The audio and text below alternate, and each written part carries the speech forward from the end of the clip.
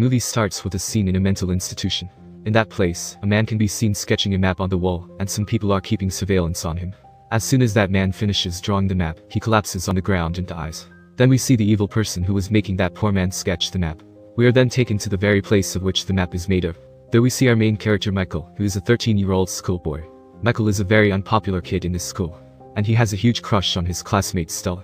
In fact, you could say that he is a bit obsessed with her. He secretly records videos of her in the class, but he has no guts to talk to her in person. Tonight, there's going to be a costume party, and Michael is also excited about it, as he wants to impress Stella. That day at school, a police officer comes to their class. She tells them that 2 of their classmates have been missing for days, and there are no clues to where they are. She informs them that if they know anything about the missing students, they need to inform the police. The police officer then goes to Michael and hands him his lunch. Surprisingly, she is Michael's mother, and the classmates make fun of Michael for being a mother's boy. Michael's nose starts bleeding, so he goes to the bathroom to clean it. But his classmates follow him there and start bullying him. He is so weak that he cannot defend himself. They take his money, which he has saved to buy a Spider-Man costume for the party. They beat him up and tease him for not having a father as well. Life, in short, is hell for Michael at school. After getting embarrassed at school, Michael returns to his house. He has a little sister, who also knows that he has no friends. After getting his money stolen, Michael isn't sure if he can go to the party or not. Michael checks his box, and finds a few dollar bills. He takes that money to buy a costume. Michael wants something related to superheroes, but all he sees are spooky costumes. The kid calls out to Michael and asks what he wants. Michael shows him the money he has, and the kid brings out a very bad-looking superhero costume. The kid tries to sell it by saying that it belongs to a very popular superhero. And he also reveals a secret, that the costume gives powerful superpowers, which Michael will get to know later. Michael doesn't have enough money to buy a Spider-Man costume, so he buys that costume and brings it home with him. But Michael doesn't look a bit happy with his appearance. His mother is home, and she asks what is wrong. Michael says that he doesn't want to go to the party, as he is afraid everyone will make fun of his superhero look. Michael's mother compliments him that he looks really different, and that's not a bad thing. After talking to him for a while, she convinces Michael to go to the party and impress Stella. He heads to the party, and surprisingly, Stella engages in a conversation with him. Michael gets happy and he thinks that after this, he might be able to become good friends with her. But the bullies from school play the video clips that Michael had secretly recorded of Stella. Seeing those videos, Stella is furious and she asks to click them. The bullies point to Michael and say that they got the videos from Michael's phone. Stella asks Michael if this is true. He gets nervous and cannot answer her. He tries to run away from the party, but everyone in the party blocks his way. In an effort to hide away from the embarrassment, Michael goes to the bathroom and locks himself in. The kids outside yell at him to come outside. Michael doesn't want to go out, and he is also angry at himself for being careless with his phone. He wants to hide away from everyone and wishes that he was invisible. Suddenly, the lights go out, and when it comes back, Michael is nowhere to be seen. Next morning, Michael wakes up in his bed. He takes his costume off and goes to the bathroom to brush his teeth. Michael then realizes that he truly had become invisible. He cannot believe his eyes. He checks himself in the mirror, but fails to see his reflection. His mother comes to his room, but she also fails to see him. He quickly writes a note and throws it in place for his mother to see. The note reads that he has left early to school. Finding the note, his mother leaves his room. Discovering his new power, Michael isn't sure what to do next. He covers his entire body and heads to school. He sees Stella, but he is too embarrassed to see her in class. He is ready to leave the school, but he changes his mind after seeing his bully. With his power, he realizes that he can do anything. He takes off all of his clothes and starts walking around naked. Meanwhile, a man has watched him undressed to invisibility. He enters his classroom, and no one can see him. He steps forward to his bully's seat and takes the gun out of his bag. He shoots the gun at the teacher and makes it look like it was his bully who did that. He secretly finds his exam paper and starts to fill in all the answers. He goes up to his other bully and messes with him during his tournament match. With the help of his newfound powers, Michael was taking perfect revenge on his bullies. He even goes to visit the female washroom and watches them. I find it really hard to like this guy. Anyway, as he watches the girls, Stella throws a towel which lands on top of him, and everyone notices that there is someone watching them. Michael gets nervous, and he loses his power at the same time. Stella takes the towel off of him, and everyone starts to run after finding out there was a naked guy watching them. After finding this out, Michael's mother is really disappointed at him, and he has no answer to justify what he was doing. Michael's mother receives a call from her office. The missing children had sent a video message, in which they say that they are running away from their parents. They want to live an independent life, and they end the message by saying to not look for them. Next day at school, a psychiatrist arrives at Michael's class. He was there to help the children understand the importance of parents, and not make any mistakes in life. He was brought there so that no more children would run away from their house. Michael suddenly notices that his hands are going invisible. He quickly hides his hands, and when the psychiatrist comes closer to him, he leaves the classroom in a hurry. Michael goes to his house, and his sister sees him in his invisible form. She is about to scream, but Michael stops her and asks her to keep it a secret. He tells her everything about the superhero costume. His sister thinks that he has now become a superhero. Later, Michael hears his mother talking on the phone. He goes to his mother while still being invisible. He starts to eavesdrop on his mother. Not knowing that her son is sitting in front of her, Michael's mother continues her conversation. And Michael gets to know that he isn't her biological son.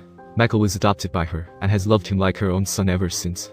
But Michael had no clue about this, so he gets sad and leaves from there. Being sad, Michael is lost in his thoughts while swinging. Stella sees that a swing is moving on its own. Struck by curiosity, Stella goes near him and sits on the other swing. The two of them start to chat, but she has no idea that the invisible person is Michael, her classmate. Stella seems happy to talk to him and asks to meet him again before leaving for home. Michael is happy that he got to talk with Stella. Michael thinks that he should tell Stella about his secret. If he tells her that he is the invisible boy, the two of them could be good friends and he can redeem his character in front of her. He goes to Stella to tell her everything. But before he could do that, he sees that Stella is getting kidnapped. He tries to stop the kidnapper, but he is just too weak. Stella is taken to a lab, and we see that the doctors there are doing tests on her. We see people who are looking for a child who can be invisible. They didn't know who it was, so they kidnapped Stella to see if she is the one who has the power of invisibility. But after all the tests, they find out Stella is not the one they are looking for.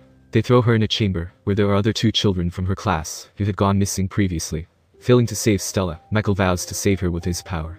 He plans to charge his invisible power by wearing the costume, but he sees that his costume was washed by his mother. So, he thinks that the power of the costume has gone away. Michael is furious at his mother.